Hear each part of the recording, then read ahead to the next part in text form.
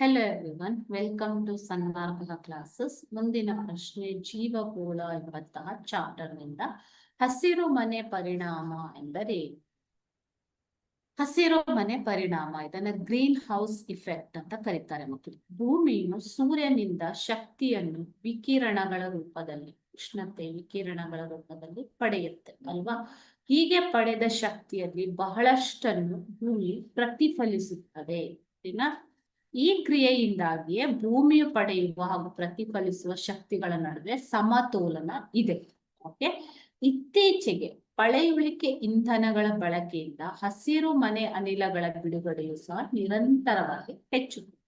ಹಾಗಂದ್ರೆ ಇಂಗಾಲದ ಡೈಆಕ್ಸೈಡ್ ಮತ್ತು ಇತರೆ ಹಸಿರು ಮನೆ ಅನಿಲಗಳು ಭೂಮಿಯಿಂದ ಬಿಡುಗಡೆಯಾಗುವ ಉಷ್ಣಾಂಶವನ್ನು ಹೊರಹೋಗಲು ಬಿಡದೆ ಅವು ಹೀರಿ ತಮ್ಮಲ್ಲೇ ಸಂಗ್ರಹಿಸುವುದರಿಂದ ವಾಯುಮಂಡಲದ ಉಷ್ಣಾಂಶವು ಹೆಚ್ಚಾಗ್ತಾ ಇದೆ.